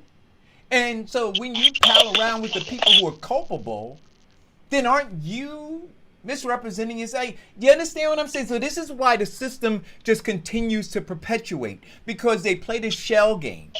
Like I'm gonna attack that person, but I'm gonna support the person who's supporting that person. But I'm gonna attack that person publicly. The hell out of here. It's all and that's why I'm saying, Diane, it all needs to be torn down. The past is a sham. Well, I think that you are right. There is a huge level of culpability that they all carry. And Diane, I agree with you 100%. Yes, we do need to hold the governor accountable, but because he got out there and said, I need the black vote. I need this. Okay, now you got it. Now what are you doing? And we do need to hold him accountable for that. The other bull crap is just part of it is, well, Eric says, maximum sophisticated confusion, which I believe is just straight bullshit. Right. That's all it's about. It's all about pandering to the base now. Oh, yeah, well, we're going to say this to that person, but you haven't said anything to anybody else. But I mean, that's what I'm saying. Like, come on. So now, because let's look at the structure of politics, right? Murphy, are you gonna go? Is this pastor gonna go and have a conversation with Joe D? Right? Is he gonna go have a conversation with all of the other county executives who support Murphy? Is he gonna go and attack the? So let's get to the root of it, and let's look at where the money and the support comes from for Murphy. You going and having a conversation with Murphy doesn't do anything. Nothing. It's the people who support Murphy. So now, which one of those people are you going to have a conversation with? See, They should do the exact same thing, which got the owner of the Redskins to change his belief that he needs to change the name of the Redskins. He said it for years. Everybody been protesting about how racist it is having American Indians as their symbol, and what Americans have done to the American Indians. Now, I got one better for you, Vincent. Wait. In the city of Newark, you got the Weequay Indians. I ain't heard one person say they going to change the name of their high school over there that all those black kids go to. that's what I'm saying. Exactly. The only time he decided to change it is when all these black people started writing petitions to the sponsors of the Redskins. Wait And a they said minute, it's but the gotta black go. people, but to Diane's point, the black people, the same black people that talk about Black Lives Matter in Newark wrote it down, right? All Black Lives Matter on Halsey Street, filthy Halsey Street, right? You go to the Weequay Indians football game in the fall, right? But the Washington Redskins need to change the name of their team. See, I'm telling you, what are we doing? And Pennsauken. Well, Pennsauken. What did Malcolm X say? White people will give you all of these things in front of you to say they're making change. That means nothing. But you're still going to be behind in the economy. What it's like, so we'll change the names. Why does it matter? What was the card There you game? go. What was the card game? Spades? No, not spades. It was No. They would play it on the street and take your money. Three Card Monty. That's it, right? Or Monty or Molly, whatever. Right? Doesn't matter. So you know the card is there, right? Card didn't go anywhere. They got 3 cards and they're moving them around. There are always 3 cards or 4 cards, however many cards, and they just shuffle them around, right? And you're sitting there watching all day long. Nothing's changing. The more things change, the more they seem to stay the same. Correct. Because we are once again accepting what they give us instead of demanding what we want. We accept the fact that they give us. Oh yeah, well we're gonna change the name. Okay, so what are they gonna do with that street? That's the filthiest street that you talk about. Oh, let's call it Black Lives Matter Boulevard. Right, and then they're gonna sell drugs around the corner. Come on.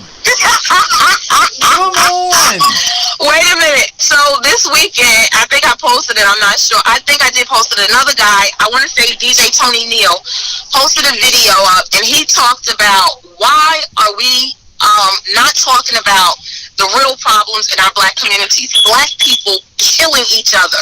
Last weekend in Chicago, they had over 80 murders in a weekend.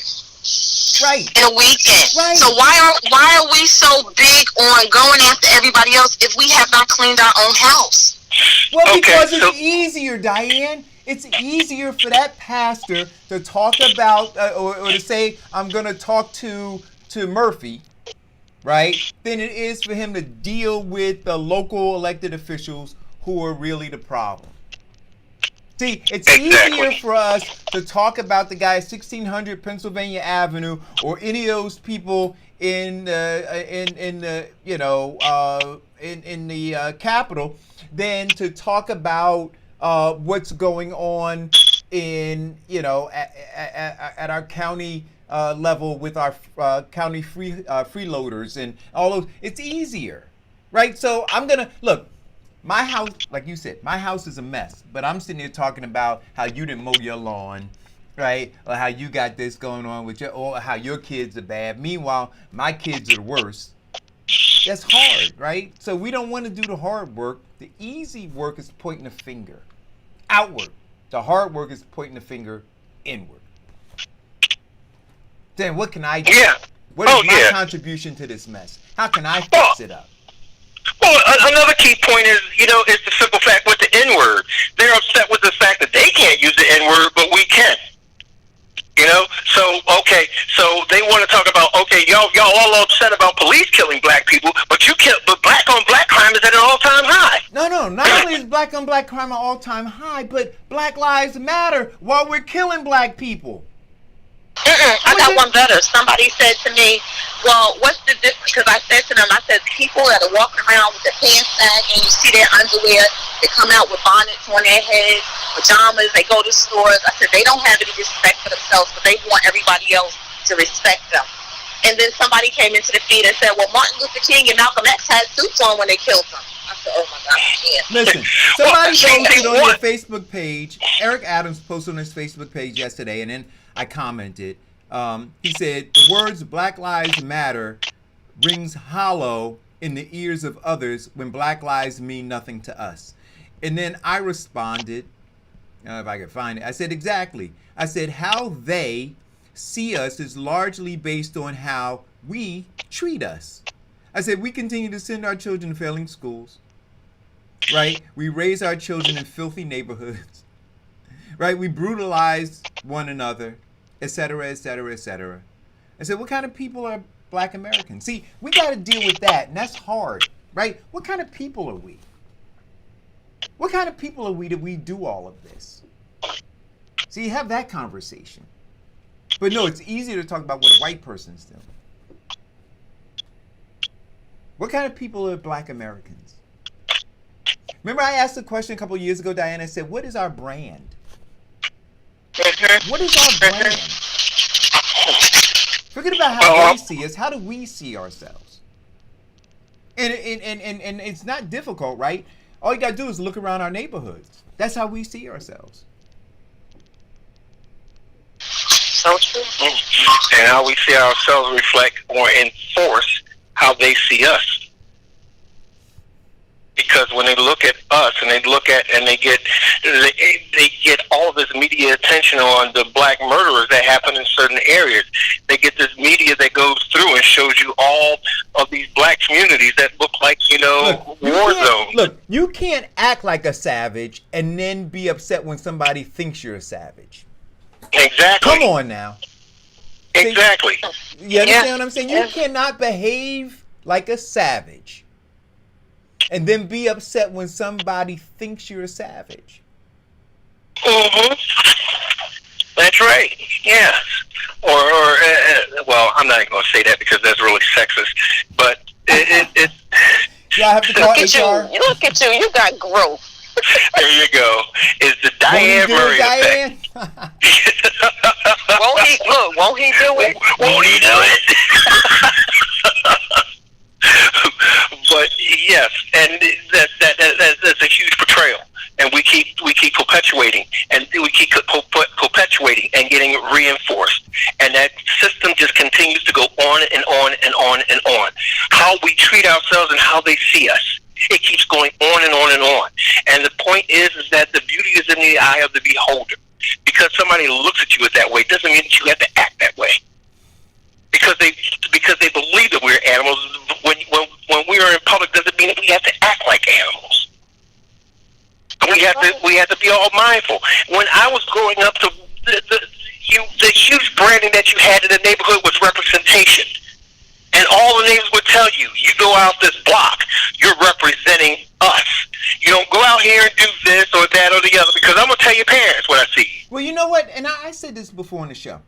Whenever I introduce, and I did it again yesterday, well, I do it all the time, but when I did it yesterday, the gentleman asked me why I introduce myself this way. Whenever I introduce myself, I say, hi, I'm Eric Dawson. I don't say Eric, I say Eric Dawson. And so he asked me, he said, well, why do you introduce yourself like that? I said, because I represent my family. You see, growing up, exactly what you said, Vincent, my parents and my grandparents, they would say to me when I went outside, you represent us. Don't go out there acting a fool. You see, so even at 6, 7 years old, right? That's right. I was carrying the weight of my family and how I represented them, right? Exactly. And the biggest challenge now is that the family structure is almost non-existent in the black community. So everybody, every man and woman and child is for themselves. So if I want to pull my pants down, that's my business. See, but it used to be your family's business, and so no, That's pull right. your pants up. And so until we can get back to that, and we were talking earlier, right, about culture and the oldest son in the Asian culture and what that represents and what that means. We don't have a meaning for family. We don't have a meaning for legacy. We don't have a meaning for any of those things. So everybody is acting like a wild child.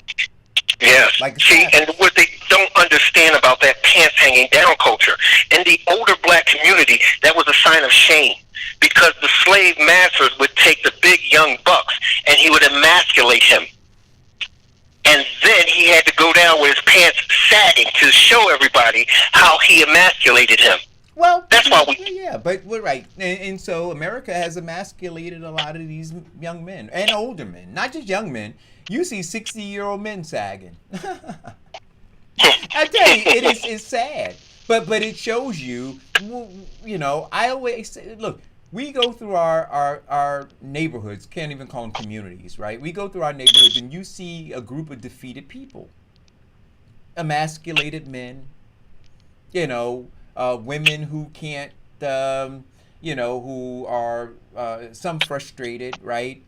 Because they can't find a man. That's what you hear them say. I can't find. All of them have been emasculated, right? They're walking around with their pants sagging down. Mm-hmm. Right? They're going around being baby daddies and hiding from the babies. They're not living up to that level of responsibility. Nor do they have the understanding or proclivity to understand what it actually takes to be a real man in America, especially a black man in America. Right. Emasculated the entire generation because the rule is still the same.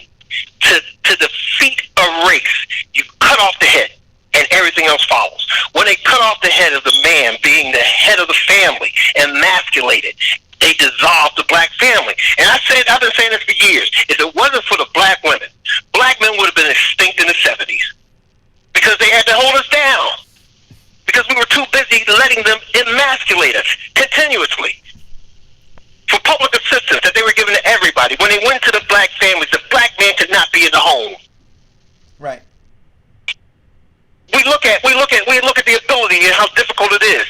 Now, because of race, they will hire a woman because she is a bigger minority than it is a black man, emasculating him, consistently going through that trial, generation after generation, and then they wonder why there's so much violence with black people in the streets. Yeah. You took the head off and the leadership. Yeah. And when society, what you got to understand this, young black men, is you cannot control your anger. These white people have a way to discipline you. Yeah. Yeah. So listen,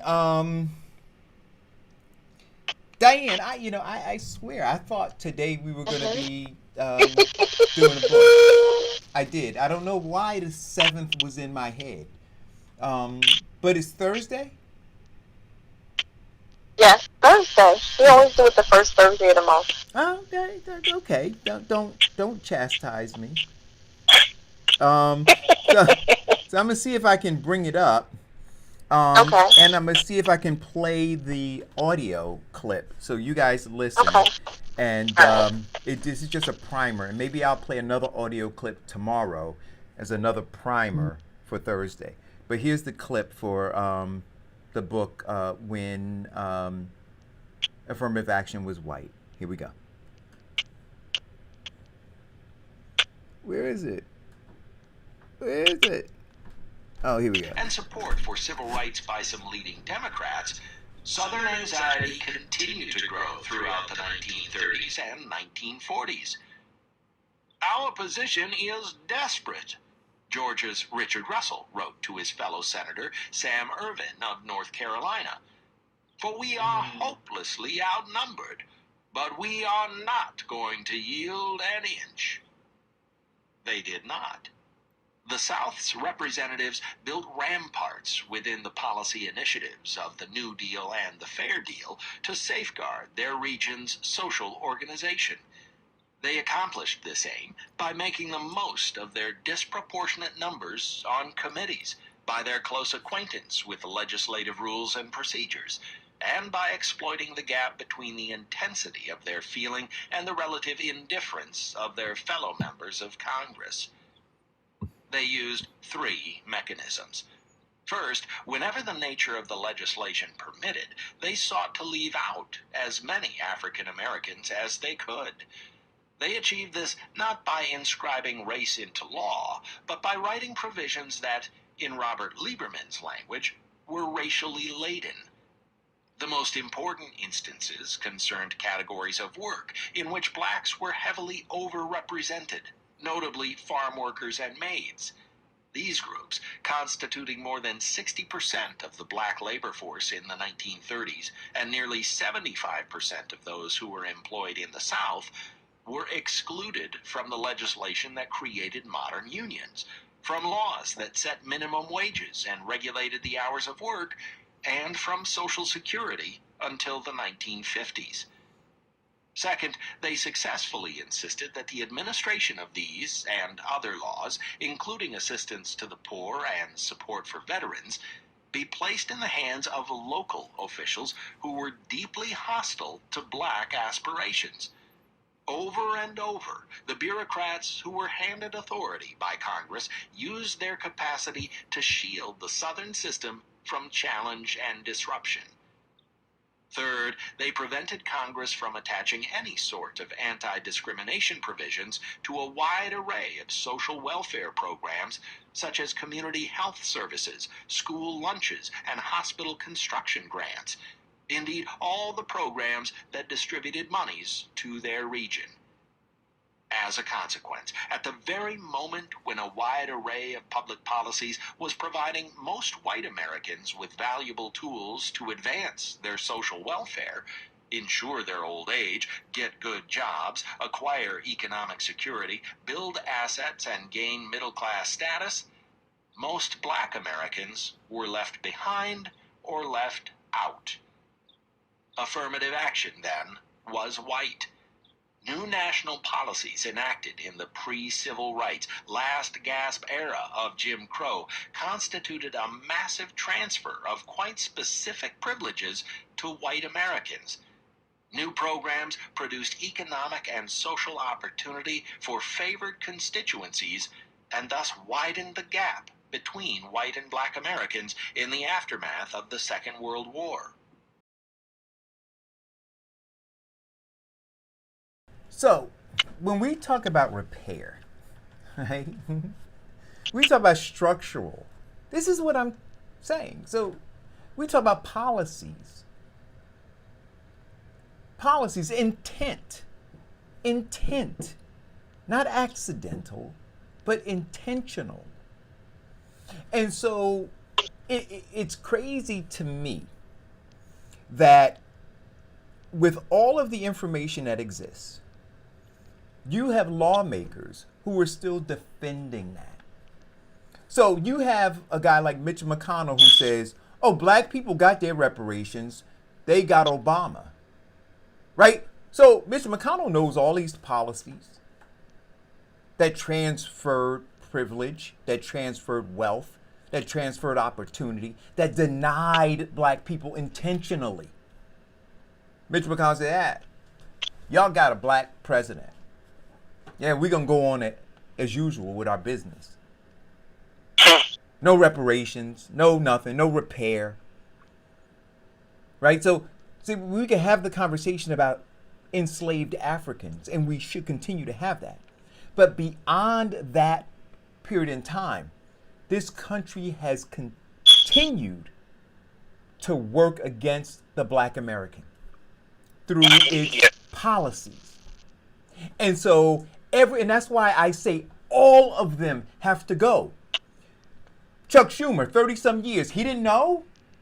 He didn't know? When's he talking about? So you put kente cloth around your neck. Tie a freaking noose. Like, I'm done with all of them. All of them. Just hang yourselves with that kente cloth. Be gone. Be gone. Those who you won't let die won't let you live. And all of them, you continue to allow them to live by voting them in again and again in the tune of 30 years, 50 years, 60 years. And now they pretend through lip service that they care about you. The more things change, the more they stay the same. That includes the people in the White House. So they change. We change them out every 4 to 8 years. But things stay the same or get worse, but never better for the Black American. Speaking of So do you change, think one of the initial starts that we need to do is to mandatory make civics education back in the school system? Because if people understood, do you think if people understood the process of how to make the change, they would be more willing to make the change, especially younger people? Diane, because younger people want to make change, but they don't know how to do it. Two things I think need to happen, right? One is we need to remove all of these books from the schools. I mean, we can get to civics, but most of the literature and other kinds of things that Black American children are being taught teaches them not to love themselves, not to really value and understand who they are and how foundational they are to this country. That's what they're dealing with, right? And so they're operating from a deficit to begin with. Secondly, I think that it is incumbent upon us who are conscious to continue to shake our neighbors, to wake them to what's going on, right? We have to be the village. We have to do that because we understand what I say before. We're only as strong as our weakest link. And so if we're talking about, we identify as the weak link, and we go, that's it, that's our strength, that's it. Like I listen to people say, oh, we have to be a community and we have to do it until we get organized. But if our weakest link is disorganized, then we're never going to be organized. You understand what I'm saying? So we have to go to the weakest link, and we have to either build them up or we have to kill them off. Because those who we won't let die won't let us live. I'm telling you, we got to be at that. We got to be at that point. I think that's honestly true. And see, this now goes back to us killing each other in our own communities. Those are people we need to kill off. And when I say kill off, come on. When I them. say kill off, I'm not saying run up behind the brother and put a shank in their back. I'm saying that we need to. You know how they say in some cultures, especially in Middle Eastern cultures, they brush their hands together and what they say, I'm done with you. I'm finished. Done. You're dead to me. You're dead to me. See, we need to kill them off. You're dead to me. You're dead to me. That's what we need to do. But taking the time and entertaining the foolishness doesn't give us the opportunity to build up somebody who can be built up. You're wasting my time. You're dead to me. We have to have the courage to say that. Yeah, we have to stop falling for the shiny objects and focus on our core values and beliefs. And we have to remember that we have to bring up the next generation and enforce those same things in them. With that, you say our morals and our beliefs, and we only got 5 minutes left. When we probably should carry this over to tomorrow to think about. There was an article, the Honorable Minister Louis Farrakhan was on last 4th of July. He did this 2-hour speech on 4th of July. And one of the takeaways that I took away from that was bringing religion back into the school system. What do you think about that? Well, I think it's a great idea because you look at the amount of violence that they did this survey when they started having all the school shootings. One of the biggest things that we've done was not teach morals in our schools. And one thing that religion does do is bring that into play. And what we do is that we don't teach our children religion, we teach them mysticism in schools. They still teach Greek mythology. I disagree. And with I was, this. I don't think disagree, it has to be a religion about one particular religion. I mean, a study of religion. I think if people understood other people's religion, we would better be able to interact with people. Well, so I disagree with the idea. So here's the deal: when religion was in school, everything's connected. When religion was in school, it was also in the house, right? It was in the house. It was taught first in the house. So people were taught to love themselves, love their neighbors, right? Be subservient to whatever God that they were taught that at home, and then it was reinforced in school. But where it wasn't taught at home, and see, we can't fool ourselves. I could talk to you about all of the kids that I knew who were going to Catholic school, who were more scoundrel or more what's the word I'm looking for? They were more devious and miscreant, right than I was, right? So they had the whole religion class and everything in their Catholic school. The girls that I knew who went to come on, they have reputations, right? So it's not about the religion in the school. But that's not Catholic school as a whole. That's Catholic school in that. But my point to you is that this. No. It's Catholic school as a whole because you had the priests, right? Come on. So it's what's being taught at home, and then what's instilled in you. So I'm not going to lay that on the school and say, oh, if they put religion back in school, all of a sudden it's going to fix things. No, if you got amoral people or immoral people coming there from home, that 6 hours or 5 hours, whatever they're being taught in school, it's not going to help them. You got to deal with it at home. It's not going to help them in a totality, but the belief is that it plants a seed. At least at some point in time, you have the belief that somebody, moral value and their good angels will overrule their nature to do that which is evil. No, it doesn't help everybody at every particular time. But in the God of your understanding, you have that thing that the more you study religion, the more you study that it is to serve. Because the more that you find a love for the God of your understanding, the more you find a love for His people, and the more that you want to do what's right for them. And that we hope that you're planting the seed in them. And when we do that, we eliminate some of the craziness that we're experiencing.